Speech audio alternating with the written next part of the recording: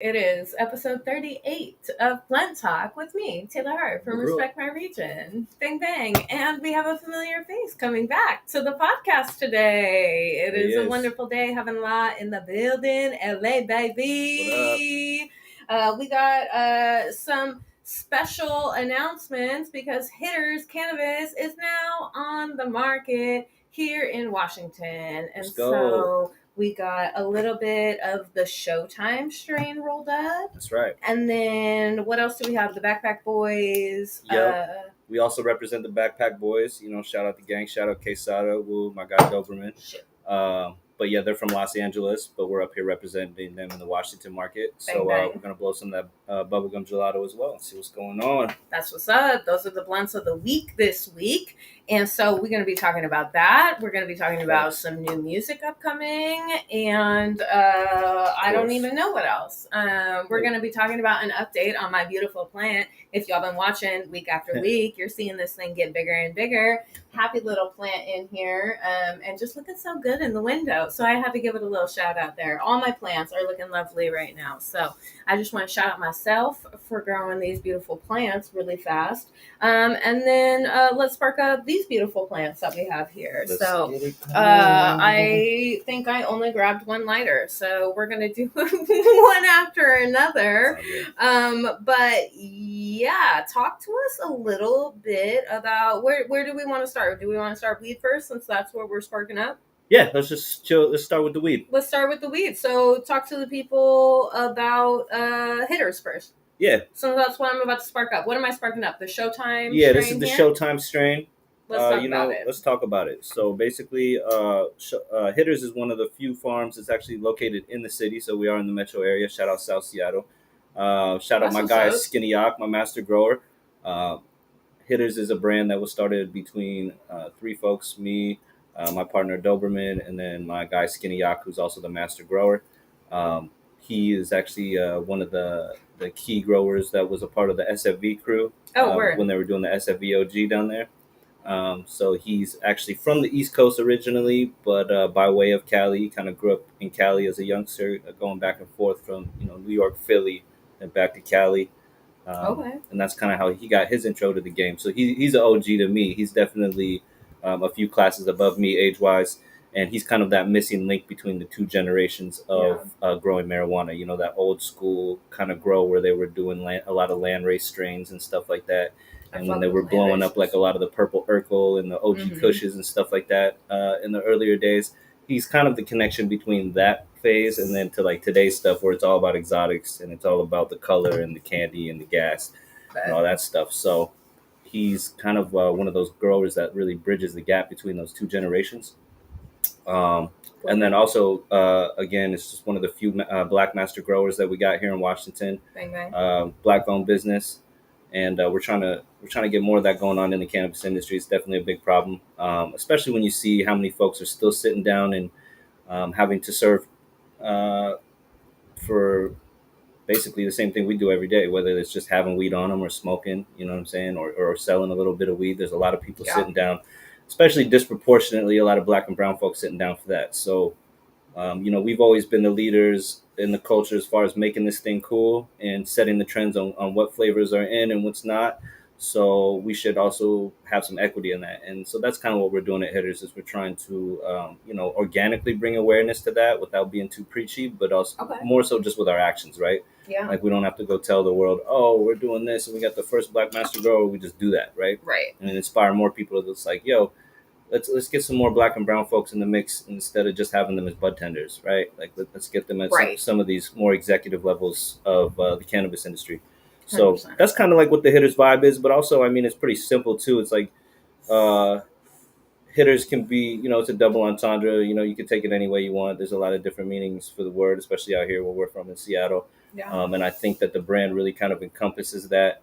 And for me, I've been dealing with cannabis for a very, very long time. So for me, it's a dream come true to be able to launch a brand with people that I trust and people that I really believe who also have lots of credibility in the game.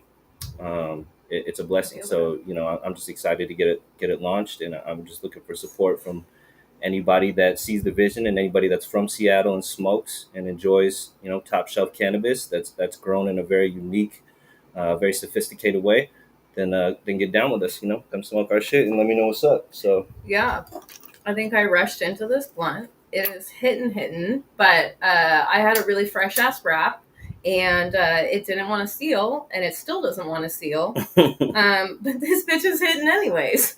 Yep. And I'm getting nice hits off of it, regardless of my wrap being a little bitch. But yeah, it's really smooth. And I was talking to him while I was rolling this up, and it has just like the way that it is cured allows it to like break down super easily, and it's like fluffy, but it condenses really nicely too. So when you're rolling it up, you don't have the weed just like flopping around everywhere, because it's sticky enough to bind together, but not sticky enough to where your hands get all fucked up, right? Because I hate it when I love sticky weed, don't get me wrong, but I hate it when I'm breaking shit down and then rolling it up and it gets all stuck in my hands, and then I'm pressing hash on my fingertips, and then it sticks to the wrap, and then I can't roll because everything's sticking to each other, and it pisses me the fuck off sometimes. So I need weed that is going to stick to itself but not stick to everything else. Exactly. It's not too dry, not too wet. You know what I'm saying? Right, exactly. The perfect cure is like where the stem cracks. You want the stem to crack. It shouldn't be flopping around. But then the bud shouldn't be bone dry either. When you break it open, you should still see the trikes, and it should be sticky and nice and gassy and all that. 100%, yeah. And so yeah, this was really easy to roll up, and it's still hitting, even though my wrap just doesn't even want to stick together. I mean, it's sort of sticking now, but I mean, hey, if it's gonna smoke anyways, then I'm down for it. If it's just gonna keep its shape and do its job, who gives a fuck if it really sealed? So yeah, I'm enjoying it already. I was a little stoned before we started, but I can definitely already feel a little stoned on this one. So yes, bubblegum is the truth. It should go crazy. He did forewarn me that this one was a heavy hitter, though, so I'm glad I started with this. By the way, this is how we do it. I know this is mad dusty looking, but yo, I'm on my Wash Woods campaign this year for all the people that are newer to the backwoods. Yes. Look at that. It's one wood. That's crazy looking. You don't want to be smoking that. So I'm on the Wash Your Woods campaign. I'm trying to tell all the homies that's just getting into woods, or even if you've been smoking them forever and you ain't been washing your shit, wash your woods, man. Shit tastes way better. Yeah. And you can smoke much more comfortably without all that weird shit. So please wash the woods, bros. Yeah. Or just switch to hemp wraps. Yeah, or if you like hemp wraps. I mean, me personally, I like the woods. Yeah. But yeah, watch that 100%, shit. Yeah. Do that. Just be better. Just in general about a lot of things. There's a lot of like habits from back in the day that I feel like people are still lingering on, even though we're in like the 21st century and weed smoking's a lot different. Absolutely. We have like digital options, vape pens and the whatnot. For sure. You know what I mean? Like there's a lot of like cleaner options, and we're like aware of these things. And there's also a lot of products that help you like fix those issues, help clean things or keep things clean or whatever the fuck. Absolutely. So do it. I'm just saying. Exactly. Wash your shit.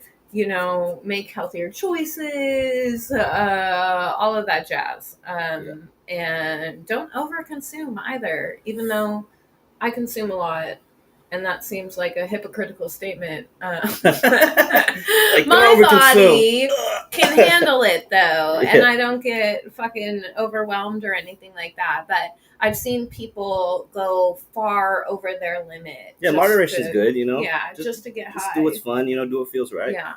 But I mean, that's the big reason why we're really trying to roll out this brand, and that's why we're excited to work with BackpackBoyz. Is we're trying to bring more shit to the shelf that justifies the price tag.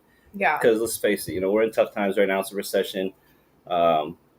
People are a lot tighter on their funds. People are trying to be a lot more savvy with their economics. So, with that all being said, it's kind of hard to stomach paying $66 for an eighth, $60, $55 for a lot of the stuff that's on the shelf, and then you crack it open and the terps smell dead, or the shit looks like half developed, and it's just crazy shit like that. So it's like that's a lot of the stuff that we're eliminating. Yeah. And the thing that I'm really proud to say is that our executive team, like, we're not those type of people that just be sitting in the shadows and telling everybody what to do. Like, if there's a problem with QC with our products, Like the whole executive team, we'll get out there on the front lines and we'll trim and QC and put weed in the bags ourselves. Yeah. You know, and I'm not no trimmer. I'm not getting paid a fee to come in there and trim and do that shit. I'm just doing that for the love of the game to make sure that you guys are getting a solid product. And you don't see owners jumping in like that. You know what I'm saying? They just want to grow as much weed as possible. They only want to grow the strains that yield the most.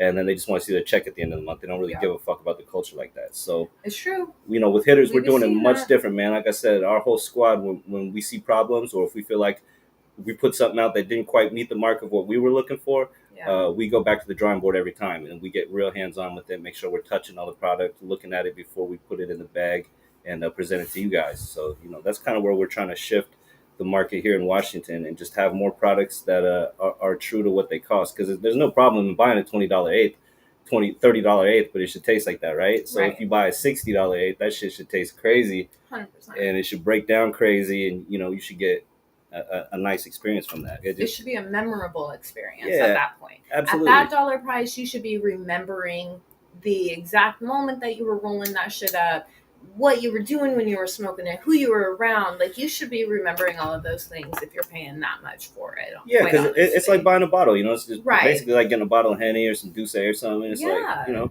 you're basically spending the same amount. So. It's an investment into the experience. Yeah. And it should be worth that amount to invest in. So I fuck with that, especially because, like, I've had plenty of like $30 eighths that were super banging. You know, so well, because a lot of brands too, they think more flavors means more more fire, right? Yeah. But it's like, yo, if you haven't even mastered the art of growing 2 flavors, why the fuck you got 20 things on your menu? Right. You know, it's like some brands they got 30 things on the menu and none of them are good. So it's like I'd rather have 4 bangers on the menu than have 30 different things in the farm and none of them are smoking right. You know what I'm saying? Like, that shit's crazy to me. So. but the cannabis industries are having hard times right now, man. Like, the cannabis industry as a market is down 47% 2 years back to back. So this is tough times right now, man. It's really separating the boys from the men, and you're gonna see a lot of farms and brands falling to the wayside just because you know, the gold rush is over. It's not that time. So it's like all the people that are in it for the love of the game and the people that really want to push it forward, those will be the people that make it, you know, through this next cut.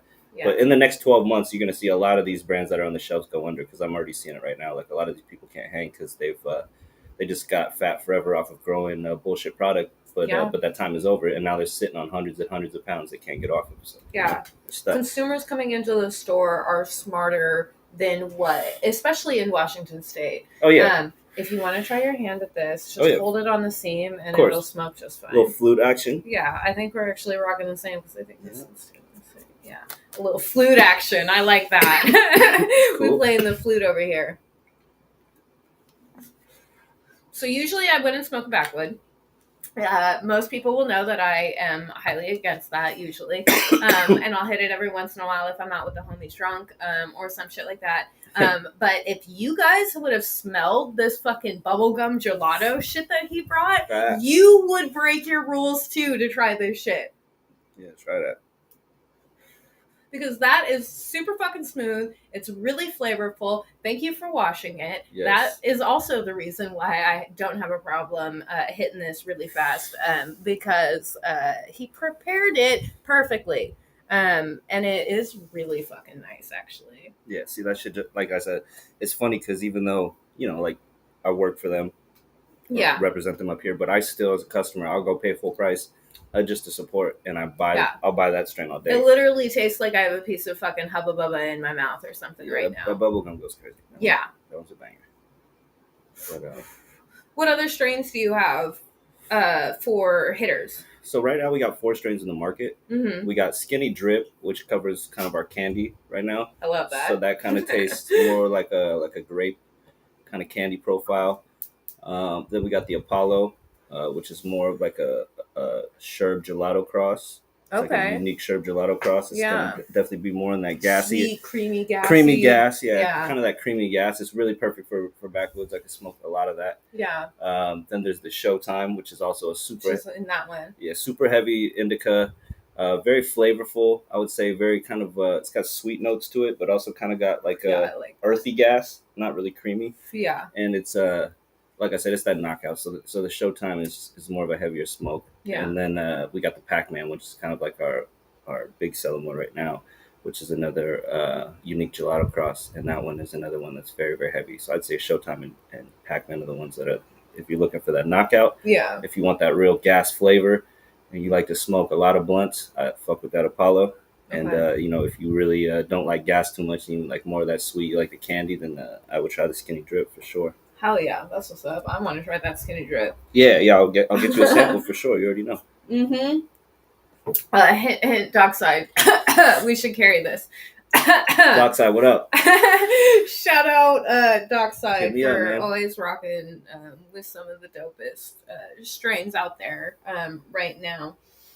So yes, I would love to see this shit hit the market for sure. I can definitely feel my body just kind of melting a little bit. Yeah. But I don't feel like too stupid stoned in the head. Yeah. And I like those kinds of indicas. Although I don't need to smoke enough to where I can't feel my body. If I can't feel my body, I start to get really paranoid, and that's where my anxiety comes from. I can smoke TNG all day long, but when it comes to like not feeling my body, that's where I get uncomfortable. But I don't know. To be fair, I'll smoke really anything, and if I get too stoned, I'll just take a nap. Yeah. I don't mind tasting sativas, just to see what's going on. But I'm not really big on sativas because they actually do make me super paranoid. And I just learned early that's not my route. So I've always been more into the indica stuff. Yeah. I really like anything that's super cerebral, honestly. Yeah. And you can definitely find like really nice cerebral indicas. But I prefer to be like on the alien OG, kind of side of it. Gotcha. Rather than unless I'm about to go to bed, but I don't want to shut my brain and make it just dumb, basically. Right. And I don't know. It's just a fine balance, but you got to find what works for you, man. 100%. I tell people all the time. That's the other thing too. Is like the weed game. It's a lot like selling cigarettes or beer or something, because once somebody kind of finds what works out for them, like they're not coming and getting a different beer every week. I mean, some people, but usually when somebody finds what they like, they're like, oh, that's my beer. They drink that shit for like 20 years. You know what I'm saying? Same with cigarettes. If a guy smokes Camel, he's not coming in next week and being like, let me get the Newports. Right. You know what I mean? So the weed's the same thing. Like if you got something that blows somebody's face off the first time, then you got them, and that's it. You know what I mean? They're not going to be fucking with anything else. They're going to be like, this is my thing for as long as it's good like that. You know what I mean? And I think what's really going to get us to that level in cannabis is especially here in Washington State, is if Washington and just the rest of the fucking country opens up consumption lounges and absolutely, and allows people to be taught how to consume. And shout out to Mark Emery, man. He fought a lot of battles to keep that shit going in Canada. Yeah. And they're doing crazy numbers with their stuff, but I think we'll get to that point where we'll get those lounges and whatnot. Yeah. There's a lot of red tape though with the liquor board and everything, and 100%, seeing how they're going to work all the kinks with that. But I don't think it's that big of a issue when you look at it, because like when you look at the model that they have up there in Canada, it's a very simple business model, and it's very lucrative. It's like everybody has to pay $5 to enter. You can pretty much stay for as long as you want, as long as you're not causing trouble and you're hanging out, doing your thing. It's fine. And they're open to like midnight, and they have product you can buy in house. So you can buy flour, you can buy dabs, you can buy papers, you can have a volcano brought to your table. They have a dab bar. Yeah. All those things in one place just for a $5 entry, right? So think about how many people are paying $5 around the clock, and then they're buying product when they get in there. Right. And they have drinks and all kinds of other stuff. Yeah, and if you make it cozy, they're going to want to stay there for a long while, especially because once you start to get high, time just is a whole nother concept. But I mean, we have 7, and I believe an 8th state just legalized consumption lounges here in the States. Like, we have states that are already doing it and already showing like that's right, it can be done, and yet Washington is still stuck in fucking 2014 and stuck in that era of consumption, and it's so frustrating. I was actually shout out Tracy Rice of Treehouse Joint. I was just talking to her on my other podcast about this and how baffling it is that legally there's nowhere to smoke in Washington State. A lot of people, at least, because not very many people, own their own place. Exactly. And so a lot of even the people that live here, not just like tourists and stuff, literally have nowhere legally to smoke. Basically, right. So then it's like you go to a dispensary for your first time in Seattle, you cop, and then it's like, what do? Do you go smoke at Westlake and fucking get in all the happenings down there and just try to make it happen, or go back to the hotel? I guess I don't know. It should be a lot easier than that. You're right. But, I think, like I said, I think we'll be there, but I definitely want to be a part of it. I'd love to be a part of some kind of lounge situation because I definitely understand it. I spent a lot of time at the ones in Canada for sure. Yeah. And I've always been a big believer of that. I think we need a place like that for people to come chill out. There's bars on every other corner in every city in America. People can get hammered all day.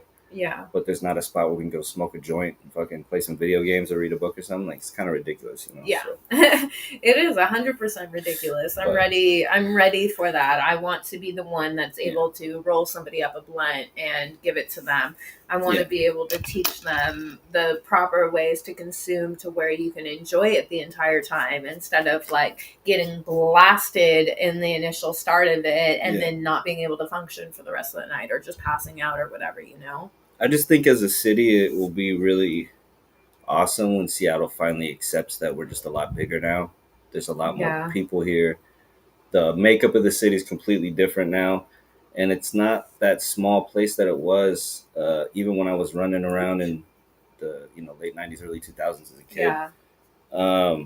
It's not the same quaint little small big city that it was. And it's like now we should be able to embrace that and have things open. Like the fact that downtown's a desert town and I can't find no food past like 8 p.m. is ridiculous. Like, that's dog. I was on the D line at 1:30 last night. Stupid. It was fucking horrendous. It was like you get in and it's like something like a dystopian world, basically. Yeah, and it's just like they keep talking about the city's dying, this and that. Well, it's like if there was things open longer and there was more opportunities for people to be working and doing their thing rather than everything being closed at 8, then there would be more action. When there's action, there's less people just sitting on their hands and doing things they shouldn't be doing. When there's action, people don't want to be there like that. So and in general, it's just like the fact that clubs be closing so early and all that stuff. It's just it's infuriating. It makes me not even really want to go out too much because it's like, what's the point of going out? And then it's like last call is 1:30. So you go to New York and you go have a night and then get it popping and then start going to the club at 2:30. You know what I mean? It's like it's ridiculous for how many people are here that bars aren't open till way later. You know what I mean? It's ridiculous. Like at least on the weekends, maybe not 7 days a week, but still, something. Yeah, they could probably change that shit. Although shout out Zach Levine and what he's doing at Supernova, because at 2:00 you got to ditch all the alcohol and all the drinks, but you can stay and dance until 4 a.m. See, that's dope. And I know like Monkey Loft, they'd be going super late too. For sure, yeah. I just wish more spots would partake in that, or they would allow that. That'd be dope. It shouldn't be 2 out of however many, nightclubs and bars and shit that there are. Yeah. It's really quite frustrating. And like for me, like I wake up 11 o'clock noon. Like that's usually my wake up time, and I'm usually going to bed at like 4 a.m. That's like my usual cycle, right? Yeah. And just naturally, like that's what my body enjoys, and that's what I like to do. And so for me, like going out at 11 midnight, like that's great time for me. I'm, I've done a bunch of shit for my day finally and gotten a bunch of stuff done and I'm wide awake. I'm ready to go, There's oftentimes when I'm getting off from my other job and like it's 11:30 and I'm like, damn, I would really like to go hang out with some people and shit like that. But they're all on their way home already because everything already happened, And so it's quite frustrating sometimes for me. But, yeah, I'm excited to see where it goes in the future because I think it's going to be. I just want us to embrace it. It's like, let's just embrace the big city feel. There's tons of people here. We got traffic every day. Let's keep the clubs open later. Yeah. Let's close things down at 4 a.m.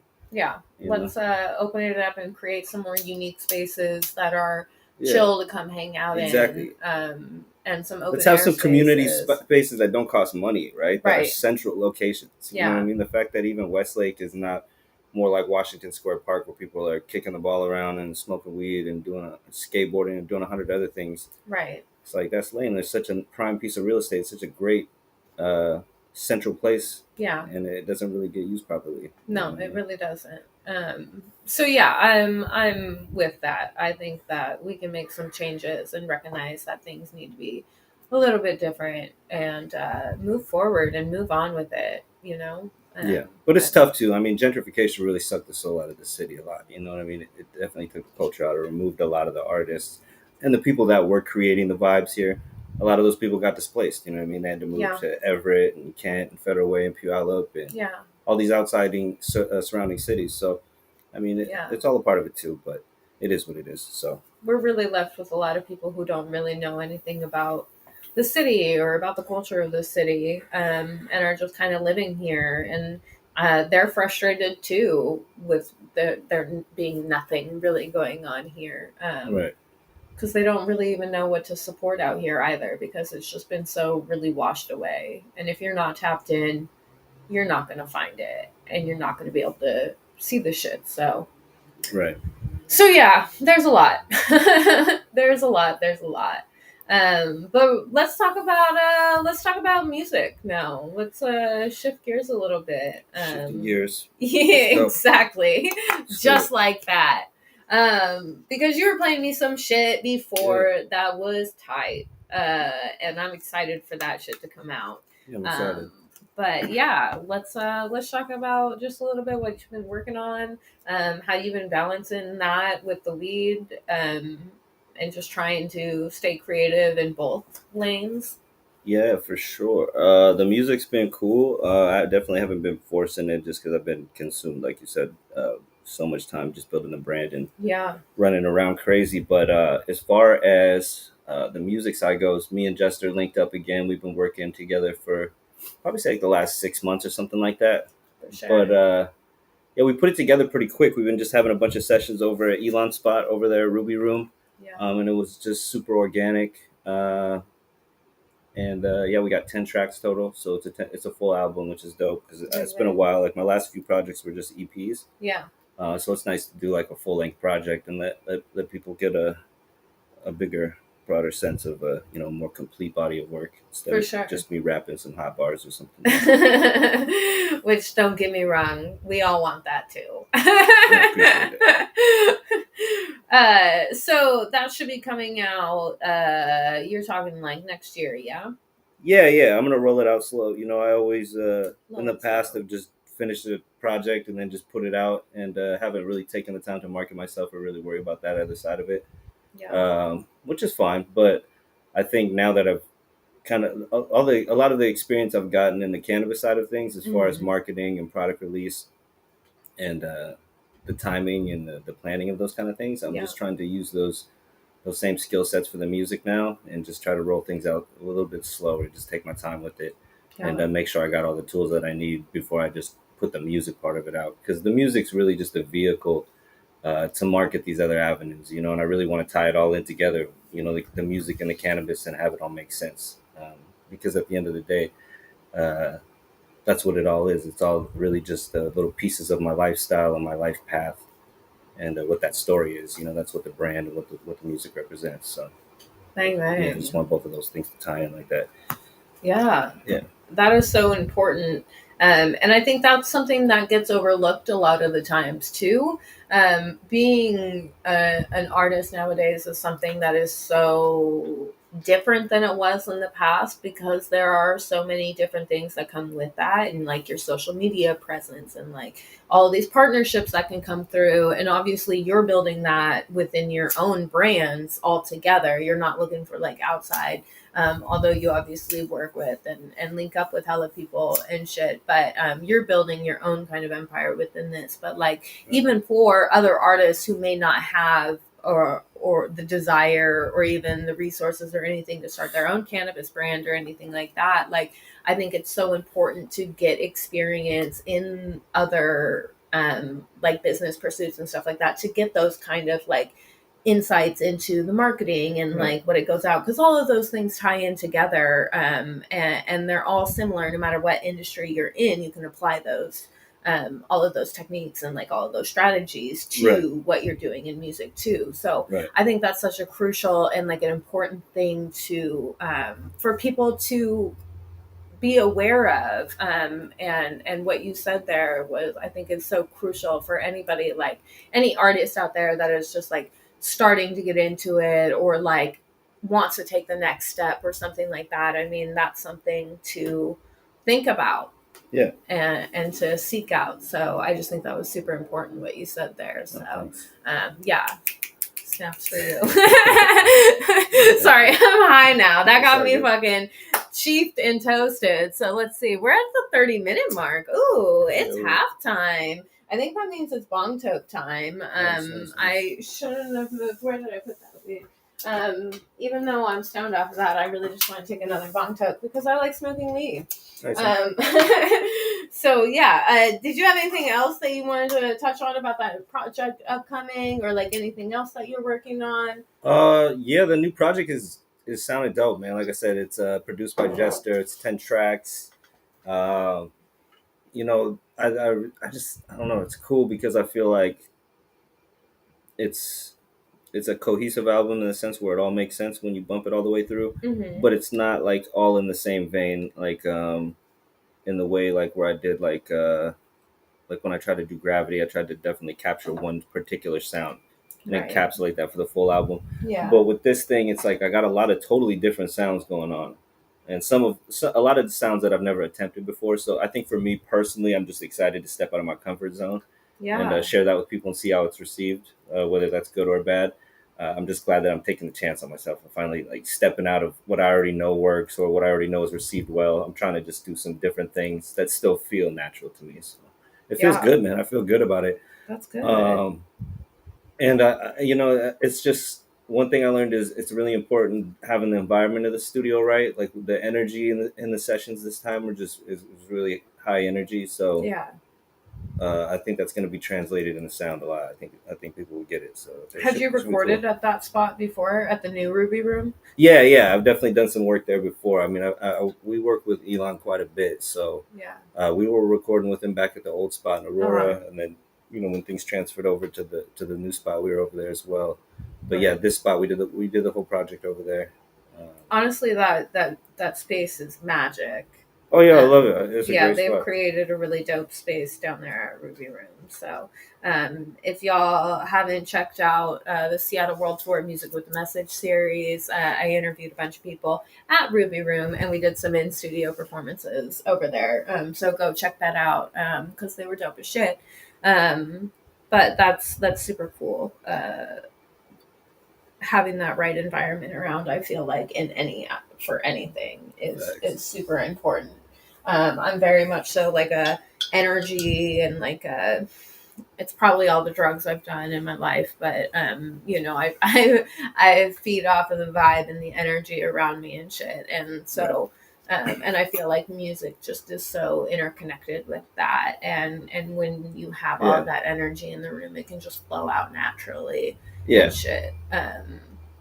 Yeah, I think it's important to like give yourself time to live life too, so you really have something to say. I think that's the big thing that I feel a lot more as I get older in my career. Is I definitely feel when you're younger, it's okay to just force it more too. When you're in that younger space, you just try as many things as you want. But nowadays, I don't put any pressure on myself to make any particular kind of sound or to like achieve any particular amount of output. I know a lot of people try to put out music consistently throughout the year. Like I'm cool taking 2 or 3 years off and just living life and doing my thing and being in the cannabis space and being over there and then coming back and dropping the tape when I feel like it. And I feel like having the freedom to do that makes the music feel a lot better. You know what I'm saying? It's not a homework assignment for me. You know, I'm not like, oh, I got to get this done by February and then I got to do this and this. Yeah. It's like, we'll plan a roadmap for it and make sure that we put it out at an appropriate time. But I'm never gonna force myself to do something that doesn't feel. No point. Yeah. There's absolutely no point. So has your like listening tastes and preferences changed recently? And do you think that's why you've kind of like opened up to maybe not doing what's expected or whatnot, or changing your sound a little bit? Maybe. I mean, I it's kind of hard to say. I've always kind of been eclectic as far as what I listen to. I really listen to so many different things. Yeah. A lot of things outside of hip hop, and and a lot of times for a lot of the music that I've made, I've dug a lot of the samples myself, and then I'll just give them to the producer and be like, hey, let's flip this, So That's right. I've always been really interested in music Yeah. since a little kid, and so I listen to everything, man. But for the most part, no, I don't think my listening has changed too much. I just Yeah. think that my approach to music is coming from a more genuine place now. That's good. I don't feel that pressure to like. I'm not chasing this big dream of wanting to be a big rap star and all this. And if that happens, that's great, Yeah. But I'm just more excited to have an opportunity to still participate in the community and still rap at a decently high level. So, Yeah. and, until that stops, I'm gonna keep doing it and enjoying it. So Yeah. That sounds a little bit more of a mature sound and a mature approach to it is what I'm gathering from this, which is dope though, because like I feel like especially once you're able to like come to terms with a lot of that and just like understand where you're at in life in general, I feel like that's when everything starts to get either like easier or better, or just like you get more inspired and shit like that. I feel like yeah, when you're like hard on yourself and you like put these expectations up, I feel like that's when you can fail. And I experience that myself. I often hold myself back from doing things that I know I could be doing better, or like, I don't know. Like, I feel like I've had those moments too where I've just like let everything go. And then things just started to flow more naturally and shit like that. So I think that's another important thing to like really keep in mind in any pursuit, honestly, is that, if you just come to terms with things and let it go naturally and just kind of go with the flow of it, kind of be like water and just go with it. I think that's really super important. yeah. I think artists should enjoy the journey just as much as the destination, and I think that's a big part of it is that you got to just enjoy the bumps and bruises of making your way up. However you see up, whatever that Yeah. is to you, right? But I think that's one thing that's lost, though. Is I feel like nowadays people want to just jump into the role of anything. Really, it's not just rap music. Honestly, there's tons of things Yeah. where people want to jump into the with the images of the role instead of like going through the bumps and bruises of actually like learning what the craft really is. And it's like Yeah. whether that's going to countless open mics and performing for 3 people and people that are actually listening, and going through those experiences versus um, just going kind of straight to, okay, I want to be on a big stage now, and I just Yeah. started rapping like 2 months ago or something like that. Yeah. So Honestly, I've definitely seen performances from people where there was really no substance. There was really nothing to it at all. Like music wise, there was nothing like really going on that was impressive, that was unique, or anything like that. But their live show was so fucking just like high energy and really like infectious, basically, that they were super fucking popular. yeah, And people are really fucking with it and having a great time. And Yeah. I'm like, if that's how it is, then I guess that's what's going to be popular. But popular and talent and whether it's good or not are two different things. You can totally dump that in the ashtray. Oh, is that cool? Can I dump Yeah, that? that's totally fine.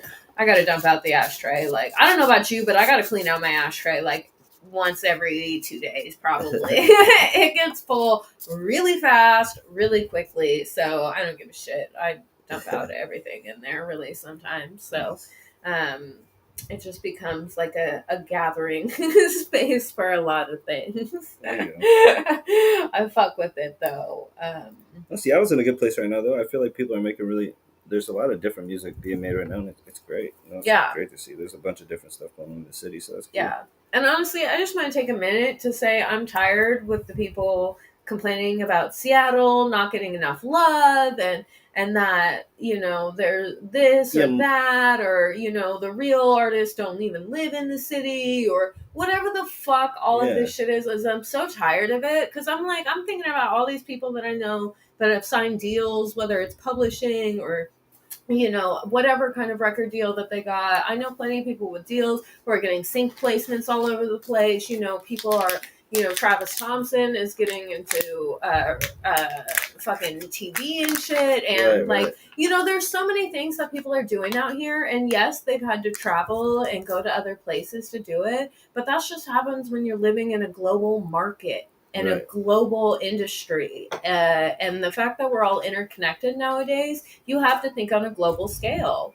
And so I'm tired of people saying that, because there's so much talent all over the fucking place, and they're always like, I don't know where to look, and I was like, well, you can easily Google what venues are around here, and you can easily look at their calendar and see all of the people performing, and you can easily buy a ticket online, and then you can easily just go show up at that venue and discover local music and local acts. And so it's just like it's frustrating to me to hear all of this shit. And I just want to call out people right now and say to stop doing that shit. Not only that, but I don't want to ruin what we have here in Seattle by having a very nice, peaceful environment that isn't overrun with paparazzi all over the place, which isn't overrun with shitty fucking industry execs all over the place. Like, let us have our creative community in the beautiful area that we live in, which is we're completely surrounded by mountains and trees, as a border to keep everybody the fuck away from us, right? Like, just keep us secluded over here and let us have our creativity and breed all of this shit, and let us travel outside of here to spread the beautiful word of what's going on here in the Pacific Northwest, and put the spotlight on us through the internet and let people discover it through the internet. And if you use social media properly, you'll be able to show people everything, and and just connect that way. And it is, and everybody will be happy, quite frankly. So I know people can win out here and still just remain in this city, nice, peaceful, be able to walk down the street without getting bombarded by people or anything like that. Like, I don't know about you, but I was walking down. I went and visited LA to go visit Joey down there. Shout out Joey. And we were walking around, and we were down on Hollywood Boulevard. They were doing something, some Marvel fucking, I don't, Doctor Strange multiverse. I don't remember what movie it is. I don't pay attention to those movies, but they were doing a movie premiere that night, and so there was a bunch of people just like lined up. There was a bunch of TV crews and like a bunch of people like wilding out on the sidewalk, just like fucking crazy shit, right? All this crazy shit, and that's just like normal all the time, right? Because that's what LA is. So keep it there. I don't want any of that garbage going on out here. I don't want us to be like kind of hub. Yeah, I get that, but I mean, it's a bigger problem than that. It's not something we can just solve by saying, "Hey, stop that." It's like, there's a lot of inequities in this city. The way the property is divided up, the way the rent keeps going up, but the pay doesn't. And there's a bunch of stuff. Like, there's a bunch of things that you're always gonna have people that don't have, that are going to do whatever they can to get a little something. And even if that something isn't money, even if that something is just recognition, or just wanting to be seen or to be heard, sometimes people feel like they got to resort to violence, unfortunately, which is terrible. Obviously, that's not the truth, but I've seen it many times, and I don't blame the people who are being oppressed for the way they feel. Yeah. I more think it's a systemic issue that we need to address more than like a group of people and saying like, oh, we can't be doing this. It's like, because it's really like there's the way that the funds are spent in these big cities. There's plenty of money that could be spent helping people live a more sustainable life in a peaceful way that would make it so they don't feel like they have nothing and they got to go out and do all this crazy stuff just to get by. Yeah. Or they got to go do this and that just to feel like they're at least at eye level with everybody else, right? So it's like, just think about it. Like, even when you're a kid, like, if everybody go to school, it's got Jordans and North Face on, and you don't, it's like you're gonna figure out either you're just gonna hold that, and some kids aren't mature enough to hold that, and that's great, but not everybody is. So it's like there's gonna be some people that are gonna say, "Hey, I'm going to get that somehow." Even if mom and dad didn't buy it for me, I'm gonna figure out how to get it. I was one of those kids. You know what I'm saying? It's like I didn't have mommy and daddy taking me to Macy's and Nordstrom and let me rip it up. Like, I was going to the outlet malls and going to Payless and shit like that. Ross. Once I, like I had Jordans when I was wearing the kid sizes. Yeah. But once I got past like size 6 or whatever, I was on my own. So, I know how these kids feel, man, and I never blame them for that. It's more of like, what I'm sad to see is that the city like just tries to act like that stuff doesn't exist, or they don't really talk about it that much. 100%. When it's definitely something that needs to be addressed, because there's tons of kids out here that just feel like they're not being seen, or they're not being um, shown the right way, so they're acting out in different ways, really just trying to be to say, hey, this is how I'm feeling, man. Yeah, and I totally get that. And a lot of those people, though, I know also aren't going out to these community events and aren't showing up and being a part of a lot of it. Right. I come from nothing, as well. Like, I Right. totally get it, not being able to do anything, and having to, work for fucking everything and still Absolutely. not being heard, or still not Right. being, like, I'm just as frustrated, but I'm also frustrated with people not recognizing their own community around them. That does exist, right? Right, and thinking that they're the only one, and that that there's nothing out here. You know what I mean? I do agree with that, because there's definitely a bunch of great organizations, and there's a lot of hardworking people that put together a lot of great community events and have a lot of great outreach, so people can have a place to be. Yeah. But like I said, I just always think that we could do more. Obviously, 100%. And what you said as well, there is a very disproportionate amount of people getting the spotlight from some of these organizations as well and whatnot. And that's something that I'm so happy, to be a part of, things like the Seattle World Tour, where we're able to put the spotlight on some of these people that don't usually get that spotlight. And that's something that I've always been dedicated to. So for those people out there that don't even know where to start, or don't even know where to find anybody, or find these community events or something,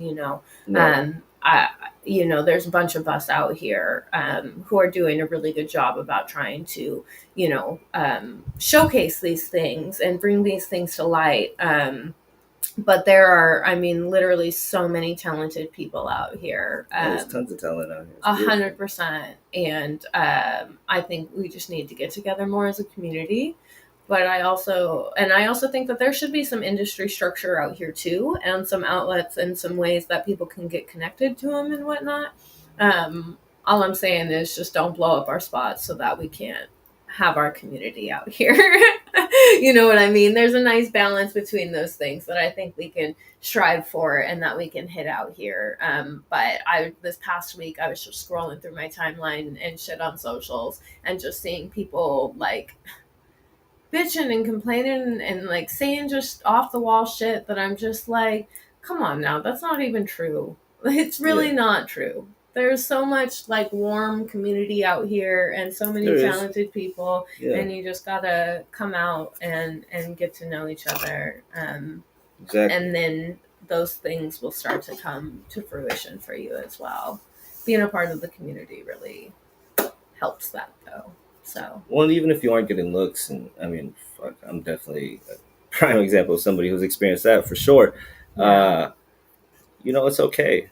It hurts at first. I'm not gonna lie. Like, especially for somebody like me, when I drop Gravity, that's a really heavy piece of work. Yeah. So for that to be the experience from that to now, and to this day, I've never been booked for Bumper Shoot or what's the other one? The Capitol Hill Block Party. Mm-hmm. Like I've opened for other people and I've performed at those events, but I've never been on the flyer. Right. And stuff like that is just disgusting to me. You know what I'm saying? So it's like, to me, like I stopped worrying about the getting the pass from the city a long time ago, because it's like, my music speaks for itself. People are still bumping Gravity today. I made that thing in 2010. Right. And the community still rocks with you heavy. Yeah, exactly. Because you rock with the community. Right. And I don't have to put out a tape every 6 months to like validate myself, or like, you know what I'm saying, get on YouTube and say a bunch of crazy shit. Yeah. I just chill and live a regular life. You know what I'm saying? Right. I'm not living some over extravagant, super sexy rapper life. You know what I'm saying? I live a regular life, pay bills, put my pants on one leg at a time, and do my thing. But at the end of the day, it's just like there's enough pie for everybody to get in where they fit in and figure it out. And if you're not getting looks here, it's not the end of the world. You know what I'm saying? Because at the end of the day, too, Seattle's a very white city. It's not like you're living in New York and then the city's not giving you looks. Because then at that point, it's kind of like, damn, that's fucked up. You know, this is the Mecca, and they're not rocking with me. Then that would hurt. You know, but I mean, Seattle's got like what 9% black people in the state of Washington or something like that. So Seattle's not like the authority on hip hop. So if you're not getting crazy looks out here and you are making quality music, like I wouldn't even worry about it. I would just worry more about getting your team tight, get a small group of individuals that really believe in the vision, and just tighten up the circle and go for it, you know, and figure out creative ways to be seen and be heard by the right people. But yeah, I've experienced that stuff firsthand, so I definitely know how it goes, man. It can be upsetting, but once you get over that fact and you realize that there's many avenues for you to get your stuff out there without getting the acknowledgement in some of these looks, because I've also had a lot of great looks too. You know what I'm saying? You know, rest in peace to Jay Moore. Him and Hyphen brought me up to Cube very early in my career and let me do my thing up there. I've done live performance interviews on KEXP, which is a blessing to be able to do stuff like that. So, you know, I've had my chances to do my thing too.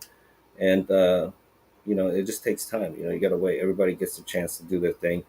Just got to make sure that you know, you really show your best version of yourself and get those chances too. Because, like, you know, that's the thing is I feel like Seattle's a great incubator city as far as like building artists and making it a comfortable space for them to grow. But it's not like a great city in the sense of like taking you to that next level, because we're so easy on everybody out here. Like a lot of people, we let a lot of shit slide just because like we drink together, or it's like, oh, that's the homie though, so that shit's tight. But it's like in reality, it's like, is it though? It's like if you play some Stove God Cooks and then you play that shit, it's like, is it even close to that shit? You know what I'm saying? Like if you play some Rock Marciano and then you play that shit, or you play some Freddie Gibbs and then you play that shit, like is it anywhere even in the spectrum of that shit? Because like if it's we not, could say that on like you know what I'm saying? Exactly. Right now, because that's the kind of shit I be thinking about. Should like be sliding way too much. Lately on what's good or what's not. I would agree, and that's a whole big ass long discussion that we could have.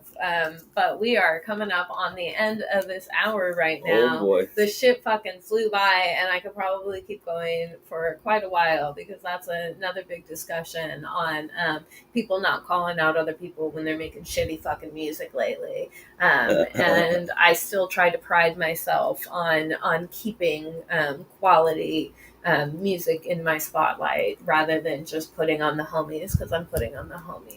Right, and it doesn't have to be a bash fest. Like you don't gotta come up to them and straight just be like, "Yo, this sucks. You're fucked up." Like constructive, criticism. But constructive criticism. Like, "Yo, my man, what's up with this song? Like, what were you thinking when you wrote that? Why did you write this part? What made you feel like that?" Because and then you know, just ask this question, ask them some questions and figure it out. You don't have to bombard them, but be real about it. I feel like a lot of times people be just like cheerleading for shit that we all know in our hearts is not that dope, and then at the end of the day, it gets the pass, and it's like, come on, that's not right.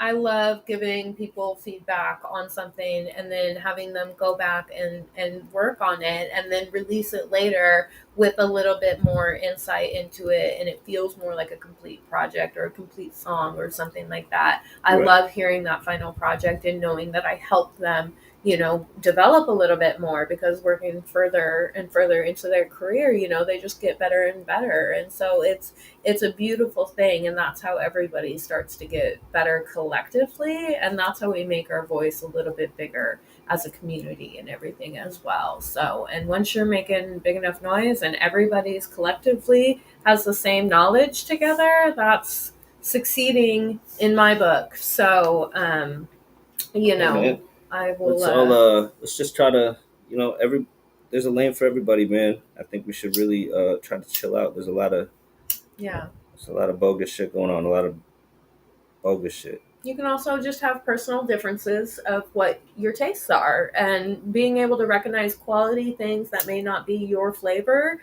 is super important as well. But also being able to speak your mind and say, this isn't my personal preference. Yeah. So don't, don't take my opinion on it, and just know that I don't like it because it's not personally what I would listen to. That is 100% allowed. Just don't be a douche about it, and don't fucking bash somebody just because you personally don't like it. Just remove yourself from the situation entirely. So, because me personally, I got friends that tell me my shit sucks all the time because I got friends that really care about me. You know what I'm saying? So they'll check and they'll be like, that's all right. You know, they'll be like, nah, that shit's weak. Get better. And that's great. You know what I'm saying? Yeah. I love that shit. So Yeah. enjoy the constructive criticism, but I Right. mean, my whole thing when I was just saying about bogus shit, I meant like just the way that there's a lot of crabs in a bucket mentality, and a lot of everybody's always complaining, and I've been guilty of this in the past as well. And I'm trying to just move past that, and I hope we can all collectively as a community move past that. Yeah. Let's stop pointing the finger at each other, and all figure out our lanes, because we can all make music for different times. You know what I'm saying? The thing is that like people aren't in the club 24 hours a day. Right. You know what I'm saying? And people aren't in their cars 24 hours a day. Right. But some people are gonna make some music. Like me personally, I like to make music that I'm hoping motherfuckers want to roll up to, smoke some weed to when they're chilling at the function, or maybe when they're in traffic going to work or something. They want to put the tape on.